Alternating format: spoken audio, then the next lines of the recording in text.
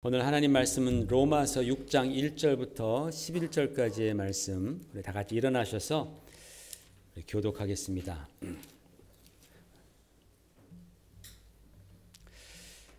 그런즉 우리가 무슨 말을 하리요? 은혜를 더하게 하려고 죄에 거하겠느냐? 어찌 그 가운데 더 살리요? 무릇 그리스도 예수와 합하여 침례를 받은 우리는 그의 죽으심과 합하여 침례를 받은 줄을 알지 못하느냐? 그러므로 우리가 그의 죽으심과 합하여 침례를 받음으로 그와 함께 장사되었나니 이는 아버지의 영광으로 말미암아 그리스도를 죽은 자 가운데서 살리심과 같이 우리로 또한 새 생명 가운데서 생하게 하려 함이라.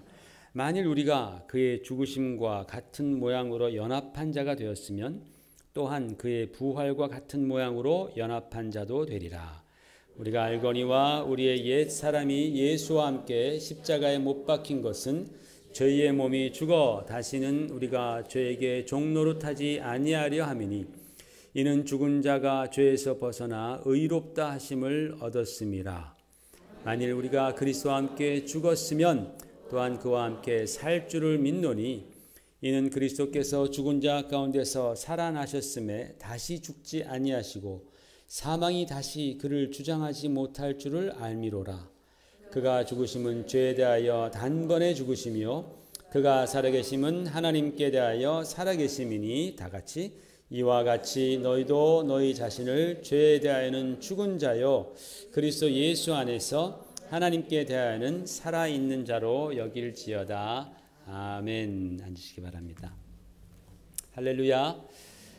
우리가 지난 6주 동안 종교개혁과 그리고 그 종교개혁이 우리 신앙에 물려준 정말 위대한 유산에 대해서 우리가 알아보았습니다. 오늘이 이제 그 마지막 날입니다. 여러분, 그 종교개혁자들이 외쳤던 그 5가지 오직, 아까 우리 기도에도 나왔는데 여기 보지 마시고 한번 이 5가지 오직, five solas라 그러잖아요. 한번 여러분 기억하세요. 첫 번째, 오직 말씀, 오직 은혜, 오직 그리스도, 오직 믿음, 그리고 오직 하나님의 영광을 위하여. 이게 순서가 굉장히 중요합니다. 모든 것의 순서는요, 출발은 말씀인 거예요. 말씀 없이 그냥 믿습니다 하는 것은 그거 우상입니다, 여러분. 네? 말씀은 이렇게 말하지 않는데 나는 그냥 무조건 믿겠다는 거, 그거는 자기가 자기 하나님을 만들어 버리는 거예요. 기독교는 언제나 출발이 뭐예요? 말씀이에요. 오직 말씀. 근데 말씀을 보니까 거기에 은혜가 있다라는 거예요. 하나님이 은혜를 주신다라는 거예요. 그 은혜를 누구를 통해서 주세요?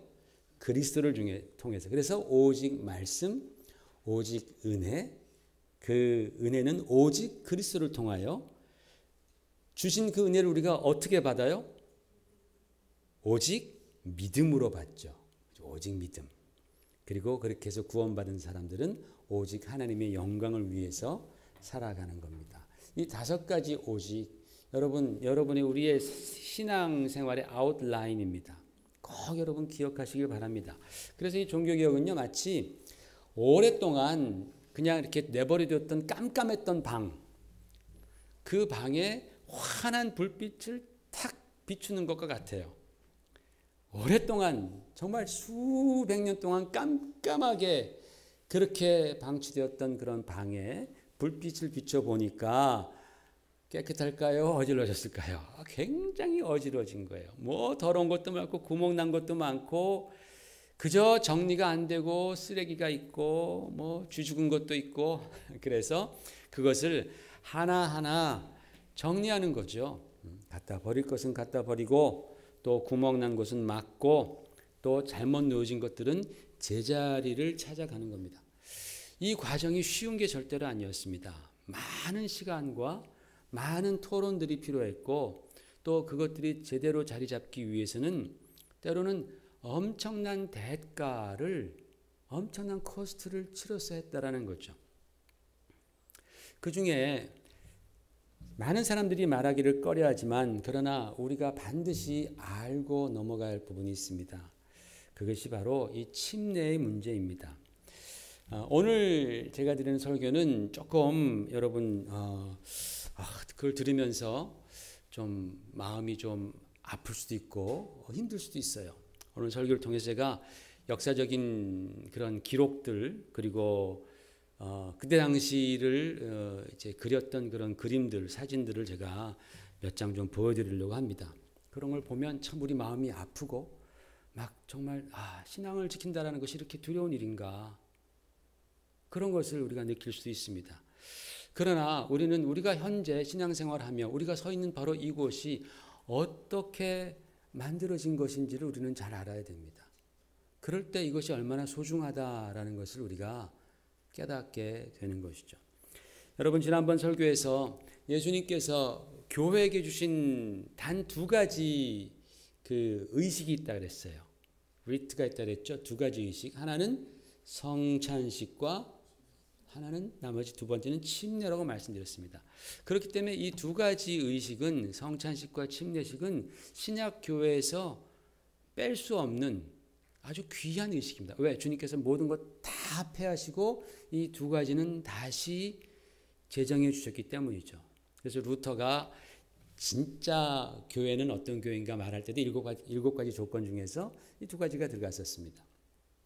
오늘 말씀을 보니까 이게 이제 침례에 관한 유명한 로마서 6장의 말씀인데 오늘 말씀에 보니까 사도 바울이 이렇게 말합니다. 4절에서 그러므로 우리가 그의 죽으심과 합하여 침례를 받음으로 그와 함께 장사되었다 그랬습니다. 장사되었다. 이걸 영어로 보니까 we were buried입니다. 우리가 땅에 매장됐다라는 거죠. 땅에 묻혔다라는 겁니다. 그래서 지금 사도 바울은 굉장히 아주 직설적인 표현을 통해서 이 침례라는 것이 무엇이냐? 이것이 하나의 그냥 우리 장례식, 장사, 어떤 세레모니가 아니라 진짜 우리가 땅에 묻혀버렸다. We were buried라고 그렇게 표현을 했습니다. 그러니까 그동안에 하나님 떠나 살면서 하나님 불순종하고 자기 마음대로 그냥 살아가던 죄악 가운데 살던 사람들이 예수님 믿고 옛 죄인이 죽었다. 땅에 묻혀버렸다라는 그런 의미인 거죠. 그러니까 여러분 잘 생각해 보세요. 성찬과 침례 2가지를 주님께서 주셨는데 성찬은 누구의 죽음을 기념하는 거예요? 예수님의 죽음이에요. 그죠? 예수님의 피와 예수님의 살이잖아요. 예수님의 죽음을 기념하는 것이고 침례는 누구의 죽음을 기념해요? 우리 자신의 죽음이에요. 내가 죽었다라는 거죠. 성찬의 떡과 잔을 우리가 받아 마시면서 먹고 마시면서 주님께서 내 안에 들어오시잖아요. 주님께서 내 안에 들어오시는 것을 성찬을 통해서 우리가 기념한다면 침례는 이따 나중에 보시겠지만 우리가 주님께 연합하는 것을 또한 나타낸다라는 거예요. 따라서 주님께서 언제나 우리에게 말씀하셨던 게 뭐냐면 너희가 내 안에 내가 너희 안에 거하라. 그렇죠? 너희가 내 안에 거하고 내가 너희 안에 거하리라 라는 그 말씀을 우리가 정말 이 피부로 느끼고 경험할 수 있도록 이 2가지 예식을 주신 거예요. 우리가 그냥 믿음으로 믿습니다. 주님이 들어오셨음을 믿습니다. 내가 죽었음을 믿습니다. 그렇게 해도 되는데 예수님께서는 감사하게도 이 2가지 예식을 통해서 정말 우리가 감각적으로 우리가 경험하게 하셨다라는 거예요. 그래서 예수님께서 내 안에 들어오시는 것을 이 빵과 포도주를 먹고 마시면서 우리가 경험해보고 내가 물속에 푹 잠기면서 죽었던 것을 내가 또 경험해보고 이 피부로 경험할 수 있도록 우리가 믿는 바를 피부로 경험할 수 있도록 오감을 가지고서 경험할 수 있도록 주님께서 주신 이 예식이 성찬식과 침례식입니다. 굉장히 복음적인 그런 의식들입니다.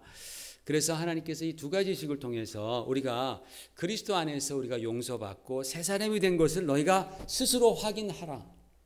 그리고 나가서 사람들에게 그것을 보여줘라 라는 말씀이죠. 그렇기 때문에 우리가 이 2가지 의식은요 정말 잘 알고 그리고 바로 행해야 한다라는 거예요. 그래서 지난주에 좀 어려웠지만 성찬식에 대해서 무슨 뭐 화채설이니 공제설이니 뭐 하면서 좀 어렵게 꼭 학교같이 이렇게 제가 말씀을 드렸지만 그런 지식들이 우리가 있어야 됩니다. 그래야지 우리의 믿음이 견고한 거예요. 흔들리지 않습니다. 다른 잘못된 그런 얘기에 우리가 이제 쏠려가지 않는 것이죠. 그러니까 오늘도 우리가 이제 이 침례에 대해서 좀 배우려고 합니다. 여러분, 이 침례는요, 우리의 죄를 씻는 것이 아닙니다. 우리가 흔히 우리 성경 번역에 보면 세례라고 나와 있잖아요. 세례. 세례에서 세자는 뭐냐? 이게 씻을 세자 아니겠어요? 씻을 세자입니다. 세례할 때 이 세자는 씻는다라는 뜻입니다. 세수할 때 얼굴을 씻는 것이고, 뭐 차를 닦는 것은 세차고, 세자는 씻는다라는 의미입니다. 그래서 세례를 받을 때 머리에다가 몇 방울 이렇게 물을 떨어뜨리죠. 세례. 그런데 침례는 씻는 것과 아무런 관계가 없습니다. 침이라는 침자는 잠긴다라는 뜻이죠. 그래서 배가 침몰했다 또는 뭐 침수당했다 할 때 물로 흥건히 푹 빠지는 것을 말합니다. 물에 빠진다고 해서 그게 씻는 것과 관계 있다고 생각하면 안 됩니다. 여러분 수영장에 물이 많다고 해서 여러분 수영장에 씻으러 갑니까? 아니잖아요. 그죠? 수영하러 가는 거잖아요. 그죠? 수영장에 씻으러 가는 게 아니라 수영장에 물이 많지만 목적은 수영하러 가는 거죠. 운동하러 가는 거죠. 침례에 물이 많아요. 푹 빠지지만 씻는 것과는 관계가 없습니다. 침례는 오늘 말씀에도 본 것 같이 죽음에 대해서 말하는 겁니다. You were buried라는 거예요. 네가 죽었다라는 거예요. 그것을 표현하기 위해서 물속에 잠기는 거죠. 그저 죄를 씻는 것만으로는 부족합니다. 우리 죄인, 우리 옛사람은 죽어야 한다라는 거예요. 왠지 아십니까, 여러분? 왜 죽어야 할까요? 그래야지 그 다음에 부활이 있기 때문에 그렇습니다. 죽어야지만이 그 다음에 부활이 있어요. 5절 보십시다. 같이 읽어볼까요? 시작. 만일 우리가 그의 죽으심과 같은 모양으로 연합한 자가 되었으면 또한 그의 부활과 같은 모양으로 연합한 자도 되리라 그랬어요. 우리의 죽음, 이 침례에서의 이 죽음을 표현하는 것은 부활하기 위해서다라는 거예요. 여러분 부활하기 위해서 다시 살기 위해서 뭐가 필요합니까? 죽는 게 필요하죠. 죽음이 없이는 다시 살 수가 없습니다. 부활이라는 것이 가능하지 않습니다. 죽지 않으면 부활이 없는 거죠. 그렇기 때문에 이 세례의식이라는 것은 성경이 말하고 있는 이 침례의 의미를 전혀 나타내지 못한다라는 거죠. 죽음과 부활이 그 의미인데 세례는 그냥 씻는 것만으로 끝난다라는 거예요. 씻는 거에는 죽음이 없습니다. 죽음이 없으면 부활도 없다라는 거예요. 그 의식이 주는 의미가 그렇다라는 뜻입니다. 그래서 침례의 의식에 침례의 의식은 물에 푹 잠기는 거예요. 옛사람이 죽었음을 나타냅니다. 우리가 지난번에도 우리 수련회 가가지고 우리 몇몇 분들 우리 침례 받았잖아요. 오랫동안 제가 침례 줄 때 오랫동안 담근 분도 있습니다. 오랫동안 담궈달라 그래가지고 죽었어요. 자기 혼자 일어납니까? 아닙니다. 주의 종이 일으키는 거죠. 하나님의 권세로 일으켜주는 거예요. 죽음은 곧 부활을 향해서 일어난다라는 것입니다. 그래서 사도 바울이 8절에 이렇게 말합니다. 같이 읽어보십시다. 만일 우리가 그리스도와 함께 죽었으면 또한 그와 함께 살 줄을 믿노니 그랬어요. 그래서 이 침례는요, 이 베프티즘은 형식, 폼이 굉장히 중요한 거예요. 베프티즘은 폼이 중요합니다. 왜냐하면 그 폼을 통해서, 그 형식을 통해서 그 베프티즘의 의미가 다 드러나기 때문입니다. 우리가 지난주에 성찬에 대해서 배우면서 우리 개신교는 캐톨릭과 달리 빵과 잔을 다 받는다 그랬어요. 왜? 그게 성서적이니까. 우리는 잔을 돌리지 않는 것을 우리는 반대합니다. 우리는 빵과 잔을 다 성도들이 받아야 한다고 믿습니다. 왜냐하면 그것이 주님께서 우리에게 제정해 주신 성찬식이기 때문에 그렇습니다. 우리가 성찬의 폼을 우리 마음대로 바꿀 수 없어요. 마찬가지로 이 베프티즘도 그렇습니다. 주님께서 2000년 전에 친히 받으시고 또 명령하시고 초대교회에서 행했던 그 침례, 베프티즘의 폼은 물에 완전히 잠기는 임물전식이라는 거죠. 왜? 그래야지만이 그 베프티즘이 표현하고자 하는 믿는 자들이 예전에 죄인이 죽었다가 그리스도 안에서 다시 새로운 영광의 부활로 살아나는 새 사람이 되었다라는 것을 그것이 온전히 드러내기 때문에 그렇습니다. 그 폼을 우리 마음대로 간소화시킬 수 없다라는 것이죠. 바로 그것이 우리가 진리를 지키는 일이고 비록 많은 사람들이 따르지 않는다 할지라도 그것이 그 부분에 있어서는 복음적이다라는 것이죠. 이 종교개혁이 일어나고 나서 베프티즘에 관한 많은 논란이 일어났습니다. 당연히 성찬에 대해서도 논란이 있었으니 이 베프티즘에 대해서도 그런 논쟁이 있었겠죠. 크게 두 가지로 요약할 수 있습니다. 첫 번째는 침례 형태입니다. 폼입니다. 무슨 형태가 맞냐. 두 번째로는 누가 침례를 받느냐. Who can be baptized? 이 두 가지로 많은 얘기가 있었습니다. 첫 번째로 침례 형태는 루터는 침례, immersion이 그것이 성경적이다라고 말하면서 그렇게 행했습니다. 그러나 칼빈은 침례가 immersion식이 우리 주님께서 받으시고 또 명하신 형태이지만 우리는 전통적으로 세례를 받는다라는 좀 애매모호한 이야기를 했습니다. 종교개혁이라는 게 뭡니까? 성경으로 돌아가자라는 거였는데 전통에서 벗어나서 성경으로 돌아가자. 이것이 종교개혁이었는데 이 부분에서 칼뱅은 당시의 관행과 좀 컴프로마이즈를 한 것이죠. 타협을 했습니다. 두 번째로 누가 침례를 받느냐. 이게 굉장히 중요한 이슈입니다. 왜냐하면 당시에는 다 캐톨릭이었잖아요. 다 캐톨릭이었습니다. 그래서 태어나면 무조건 자동적으로 세례를 받았습니다. 가톨릭 신자가 되면서 무조건 세례를 받았습니다. 우리가 유아 세례라고 말을 하죠. 그런 것들을. 그러면서 그렇게 받은 자들에게 세례명도 줍니다. 이름이 막 두 개죠. 그래서. 그런데 종교개혁이 일어나고 나서 성경을 많이 읽었던 사람들, 성경이 이제 자기들이 읽을 수 있는 그런 그 랭귀지로 번역이 됐으니까 성경을 많이 읽고 깊이 공부하던 사람들이 이 성경에서 발견한 것은 뭐냐면 우리가 하나님의 자녀가 되는 것은 오직 그리스도를 믿는 믿음으로 말미암아 하나님의 자녀가 되고 하나님의 백성이 된다는 사실을 성경을 통해서 그들이 깨달은 것입니다. 우리는 너무나 쉽게 지금 알고 있는 것이지만 옛날 사람들은 그게 너무나 어려웠었던 거예요. 그러니까 내가 크리스찬 가정에서 태어났다고 해서 자동적으로 크리스찬이 되는 게 아니에요. 심지어는 여러분이 주일마다 교회 나온다고 해서 여러분이 하나님의 자녀가 자동적으로 되는 게 아니라는 말씀입니다. 성경이 말씀하고 있는 하나님의 자녀가 되는 그 방법은 딱 하나입니다. 뭐예요? 오직 믿음으로 말미암아 예수 그리스도를 나의 personal savior 그리고 personal master, lord라고 내가 그렇게 고백하며 믿고 따르는 자들에게만 하나님의 자녀가 되는 권세를 주시는 거예요.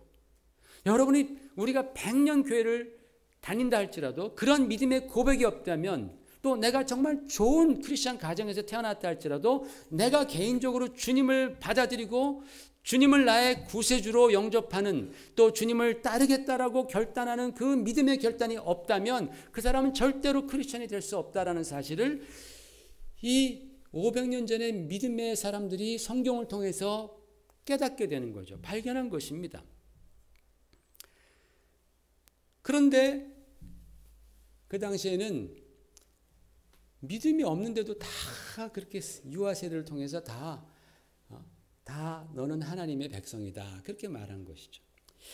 여러분 요즘에 사람들이요. 요즘에도 이 유아 세례를 구약의 할례, circumcision이라고 그러잖아요. 그 구약의 할례와 같이 비교해서 그것이 같다라고 생각하는 그렇게 말하는 분들이 있습니다.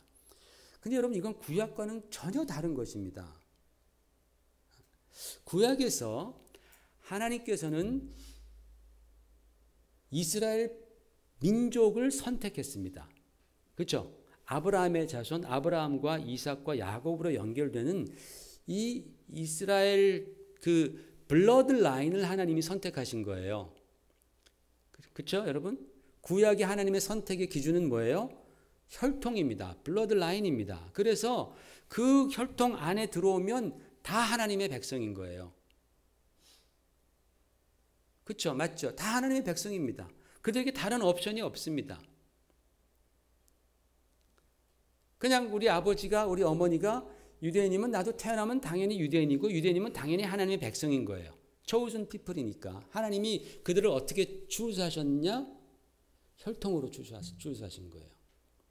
그러니까 아이가 태어났을 때 이 아이는 자기의 뜻과는 상관없이 혈통을 받았기 때문에 그들은 하나님의 백성이 되는 거예요. 그 표로 8일 만에 할례를 받습니다. 오케이? 그죠? 그런데 신약은 달라요. 예수님이 오신 다음부터는 달라졌어요. 하나님께서 혈통으로 자신의 백성들, 자기 자녀들을 택하시지 않습니다. 또는 어떤 민족을 택하는 게 아닙니다. 신약에서 하나님께서 선택하시는 기준이 뭐예요? 자기 백성을 삼으시는 기준이 뭐예요? 오직 믿음이에요, 믿음. 구약은 뭐예요? 블러드 라인입니다. 혈통입니다. 신약은 믿음입니다. 차별이 없이 그 어떤 민족이나 누구나 할 것 없이 예수 그리스도를 믿는 믿음이 하나님의 선택의 기준이라는 거예요. 그래서 믿으면 누구나 다 하나님의 자녀가 될 수 있어요. 그게 신약입니다. 그러니까 저와 같이, 여러분과 같이 이방인들도 하나님의 자녀가 돼요. 어떻게 해서? 믿음으로 말미암아. 그러니까 이 믿음으로 말미암아 우리는 하나님의 자녀가 되고 하나님의 자녀가 되었다라는 그 표로 침례를 받는 거예요. 그 표를 받는 거예요. 그러니까 여러분, 질문을 다시 드릴게요. 침례는 누가 받아요? 믿는 자가 받는 거예요. 믿는 자가. 사도행전에 보면 주 예수를 믿고 회개하는 자들에게 막 복음의 말씀을 듣고 우리가 어떻게 해야 됩니까? 막 그러는 자들에게 베드로가 뭐라 그럽니까? 너희가 회개하고 주 예수 믿고 침례를 받으라. 그렇게 말했습니다. 앞으로 예수님 믿을 사람에게 침례를 받으라 그런 것이 아니라 복음을 듣고 주의 십자가가 자기 죄 때문이라는 사실을 깨닫고 자기 죄를 회개하면서 예수님을 믿은 사람, 구원받은 사람에게 베푼 것이 침례라는 거죠. 그래서 침례는 여러분 우리를 구원하는 능력이 있는 것이 아니라 침례는 우리를 구원할 수 있는 능력이 있는 게 아니에요. 이미 우리가 구원받았다라는 것을 나타내는 표로 받는 것이다 라고 성경은 말씀하고 있습니다. 여러분 여기까지 동의하세요? 동의하십니까? 네? 하세요 안 하세요? 중요한 얘기입니다. 이거 굉장히. 여러분 침례라는 것 자체가 여러분을 구원할 수 있는 능력이 있는 게 아니에요. 그렇죠? 침례는 우리가 믿음으로 구원받은 것을 나타내는 표가 바로 침례라는 것이죠. 자, 이게 근데 바로 문제가 되는 거예요. 종교개혁이 일어나고 한 15년 정도가 흘렀는데 성경을 많이 읽고 깊이 연구하던 그러면서 그 말씀대로 살려고 순종하려고 살려고 결단한 사람들이 막 생겼습니다. 그런데 그들이 성경을 보면서 보니까 성경적인 교회는 어떤 교회냐? 믿는 사람들의 모임이다라는 것이죠.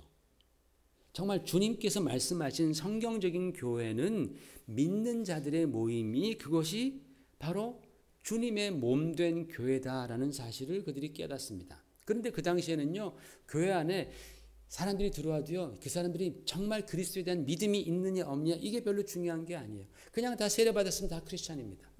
근데 그땐 다 세례받아요. 어렸을 때. 그래서 이분들이 고민하다가 마침내 무엇을 얘기하냐면은 믿는 자들의 침례를 얘기합니다. 신자들의 침례. 침례는 꼭 믿는 사람, 자기가 믿음으로 고백한 자들에게 베풀어야 한다. 왜? 하나님의 선택의 기준이 이제는 믿음이 되었기 때문에. 그래서 반드시 믿는 사람, 자기가 믿음을 고백할 때에 그 고백을 듣고 그 다음에 침례를 줘야 한다. 그렇게 그들이 얘기를 합니다. 그래서 자기 자신들도 다 어렸을 때 세례 받았을까 안 받았을까요? 다 받았어요. 그 사람들이 다 받았지만 그때는 좌우도 구분 못하고 말귀도 알아듣지 못하고 자기 결단으로 믿음의 고백도 없이 그냥 부모가 캐톨릭이니까 부모에 의해서 받았던 그 유아 세례가 부족하다. 그걸로 온전하지 않다. 그렇게 그들이 고백하면서 믿음의 침례를 받았어요. 그러니까 그들이 베프티즘을 몇 번 받았어요. 한 번은 어렸을 때 한 번 받고 그 다음에는 제가 믿음으로 예수님을 고백하면서 한 번 더 받았어요. 2번을 받은 거예요. 그래서 그 사람들을 아나베프티스트라고 그렇게 말을 했습니다. 아나란 뜻은 그리스어로 again이란 뜻이에요. 그러니까 저 사람들은 베프티즘을 또 받은 사람이다. 믿음으로 고백하면서 또 받았다.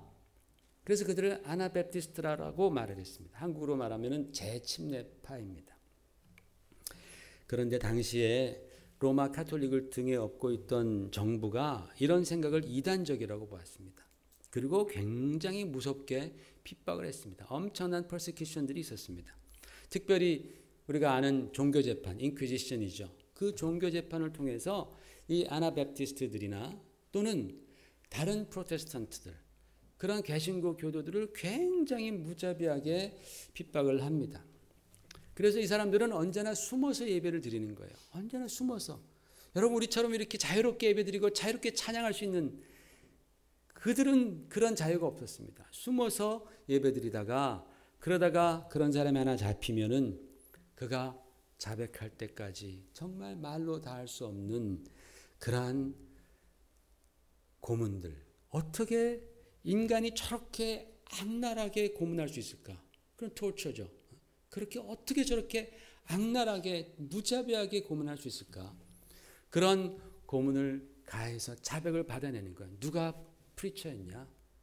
너희 그 커뮤니티, 너희 그 모임에 모였던 사람들은 누구였느냐?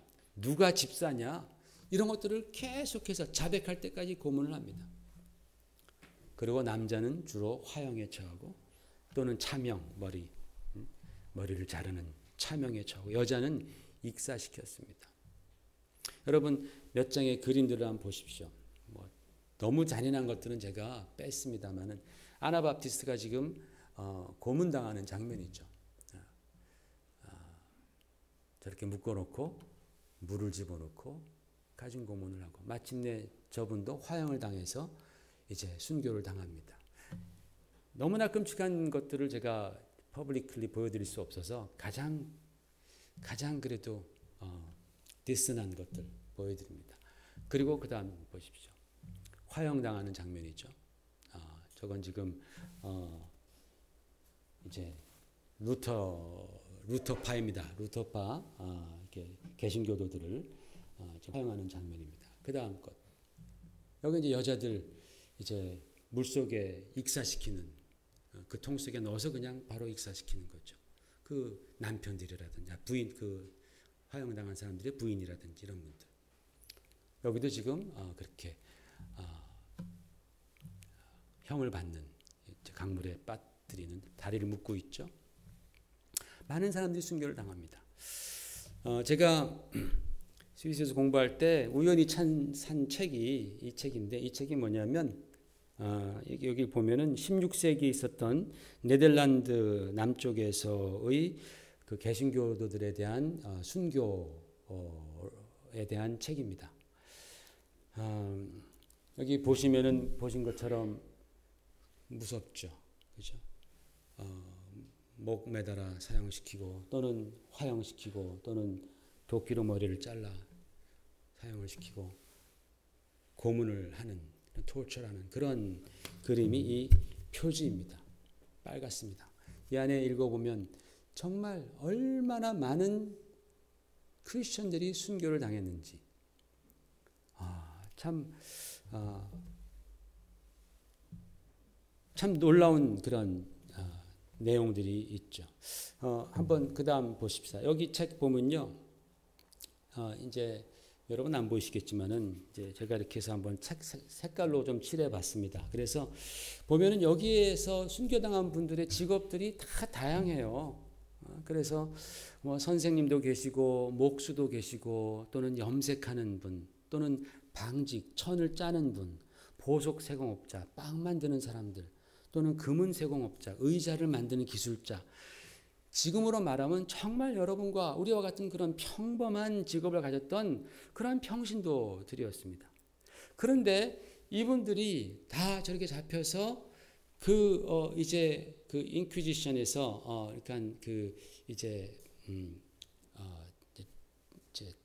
죄를 이제 알아내는 그런 이제 그 종교 재판에서 그들에게 주어진 죄목들이 뭐냐? 팻타이스트라는 게 팻타이스트. 또는 번역된 성경을 읽었다라는 거예요. 또는 너희들이 같이 모여서 가난한 자를 돕기 위해서 헌금을 했다라는 게 그게 죄목입니다. 그래서 며칠씩 그렇게 고문을 당하면서 고백해라. 빨리 고백해라. 불어라. 누가 너와 함께 했는지. 그러면서 여기 보면은 제가 빨간색으로 다 이렇게 해놓은 것은 먼저 노란색으로 한 것은 다 아나바프티스트들이죠. 아나바프티스트. 침례 받은 사람들 다 아나바프티스트입니다. 대부분이다. 그렇죠? 노란 색깔. 빨간 색깔은 뭐냐면 화형입니다. 번드입니다. 번드. 다 화형. 파란 색깔은 익사시킨 겁니다. 왜냐하면 여자입니다. 여기도 익사시켰죠. 여기서 보면은 그 누구의 부인이다. 익사시키고 나번이다. 화형입니다. 정말 평범한 그리스도인입니다. 오늘날 저와 여러분 같이 정말 믿음으로 침례를 받았던 사람들은 우리가 만약에 300~400년 전에 살았더라면은 이러한 운명을 우리가 짊어지고 갔을 수도 있었던 그런 아주 정말 그러니까 이분들이 자기가 신약성경을 읽었다라는 죄목 또는 침례를 받았다라는 죄 그리고 가난한 사람들을 위해서 모금을 했다라는 그런 죄 때문에 잡혀서 말로 다 할 수 없는 치욕을 당하고 고문을 당하고 마침내 형장으로 끌려가는 것이죠. 남편은 화형장으로 아내는 물이 가득한 통 쪽으로 또는 생매장을 당하는 경우도 있었습니다. 생매장. 산 여자를 그냥 땅에 묻는 거예요. 그냥. 그죠? 기록에 의하면 이들이 화형을 당하면서도 새 시편을 불렀다라고 했습니다. 어떤 형제는 화형당하는 자기의 다른 형제가 화형당한 것을 보고서 마음의 양심이 찔려가지고 자기는 잡히지 않았는데 그가 소리 지릅니다. 저도 같은 신앙입니다. 그렇게 소리쳐서 그 자리에서 잡혀서 그 자리에서 재판도 없이 화형대에서 그렇게 화형을 당한 그런 형제도 있습니다. 여기 그런 이야기들이 다 나옵니다. 그 사람들의 그런 그 죄목들과 그런 얘기들이 다 나옵니다. 그런데 순교 장면을 기록한 글 중에서 참 놀라운 사실은 이런 글입니다. 제가 잠깐 읽어드리면 1523년 7월 1일 지금으로 말하면 시청이죠. 시청 앞에 큰 구조물이 세워졌습니다. 그리고 어거스틴 파 3명의 신부가 와서 이제 그 사형 온도가 어떻게 내려지는지를 그들이 이제 들었습니다. 그들 중에 2명은 화형을 당했습니다. 왜냐하면 그들이 끝까지 루터의 신앙, 그 신앙을 그들이 이제 취소하지 않았기 때문입니다. 그런데 그들이 화형당하는 그 기둥에 묶여서도 그들은 하나님께 영광을 돌렸습니다. 그런 기록이 있어요. 그들이 죽으면서까지도 하나님께 영광을 돌리면서 그렇게 그들이 순교를 당했습니다. 처음에는 화형도 시키고 목도 베고 막 그러다가 나중에 1560년대가 되어서는 그 다음에 그거 하나 보여주세요. 그 다음에 보여주면 이게 다 이제 침례받은 사람들인데 이제는 빨간 게 없어졌어요. 다 물속에 그냥 다 남자나 여자나 다 물속에 다 넣어 주겠습니다. 니네 침례 또 받아? 그럼 그냥 죽어 거기서. 너희가 물을 그렇게 좋아한다면 그냥 죽어. 하면서 다 그렇게 물속에 익사시켜 주기입니다. 수백 명의 리스트가 이 책에 있습니다. 여러분, 우리가 이렇게 신앙생활 한다라는 것, 우리가 함께 모여서 예배를 드리고 또 찬양하고 마음껏 우리가 기도하고 복음의 말씀을 듣고 주님께서 제정하신 그런 성찬과 침례식을 우리가 받고 기뻐할 수 있다라는 것이, 이것이 거저 얻어진 것이 아니다라는 것이에요. 거저 얻어진 것이 아닙니다. 우리가 기억하지 못하는 수많은 믿음의 선배들이 모진 고문과 핍박을 당하면서 피 흘렸기 때문에 오늘날 우리가 이렇게 정말 편안하게 신앙생활할 수 있다라는 사실이죠.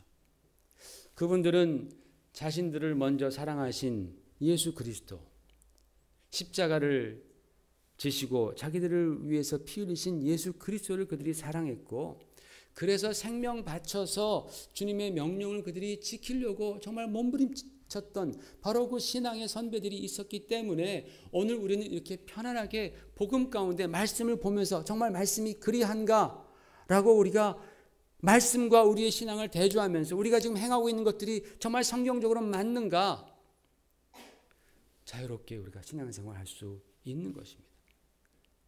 저와 여러분은 이분들에게 얼마나 큰 빚을 지고 있는지 말로 다 알 수가 없습니다. 그들의 생명에 빚을 지고 있죠. 그러나 그럼에도 불구하고 우리의 신앙이 혹시 너무나 가볍지는 않은지요. 우리가 너무나 정말 우리가 예배드리고 기도하고 찬양하고 우리가 하나님께 주신 그런 그 의식들에 참여하는 그런 것들을 우리가 너무나 쉽고 가볍게 생각하고 있지는 않습니까? 그들은 예배 한번 드리기 위해서 생명을 걸어서 했습니다. 그들은 함께 찬양하기 위해서 그들은 목숨을 걸어서 했습니다. 자기 목숨뿐만 아닙니다. 자기 아내도 덩달아 그렇게 죽임을 당하고 자기의 자녀들은 노예로 팔려가고 수많은 사람들이, 여러분 몇백 년 전에 오늘날도 그런 일들이 다른 곳에서는 벌어지기도 합니다마는 몇백 년 전에 믿음의 선배들이 피를 흘려가면서 그들이 그렇게 사모했던 예배와 성경 말씀과 찬양 드리고 성찬을 나누고 침례를 받고 성도들과 함께 정말 주 안에서 함께 교제하는 그런 일들을 우리는 오늘날 얼마나 귀하게 생각하고 있느냐라는 겁니다. 여러분, 우리가 정말 이 신앙을, 물려받은 신앙을 꼭 지키기를 바랍니다. 우리가 만약에 그때 그 상황에 처한다면 저도 자신이 없어요, 사실은. 그런 모진 고난과 그것을 정말 이길 수 있을까, 이겨내고 지킬 수 있을까, 자신이 없습니다. 그러나 이 책을 보면 하나님께서 주시는 힘과 능력으로 그들도 감당했던 것으로 보입니다. 정말 여러분, 우리가 신앙생활하면서 우리가 누리는 이 한 가지 종교개혁을 통하여서 우리에게 주어진 이 많은 그 신앙의 유산들을 여러분 절대로 가볍게 생각하지 마십시다. 많은 사람들이 그것 때문에 피 흘렸습니다. 이것을 가볍게 여기지 마시고 정말 귀하고 감사하게 여기시면서 이것을 통해서 여러분이 좀 더 주님 사랑하시고 좀 더 주의 나라를 위해서 힘쓰시고 이 세상 것 사랑하느라고 여러분의 모든 에너지와 모든 그러한 그 힘들을 다 소모하지 마시고 정말 하나님 사랑하는 데에 우리의 힘을 쏟으시는 그러한 성도들 되시기를 주의 이름으로 축원을 드립니다. 같이 기도하십시다. 하나님 아버지, 참으로 믿음을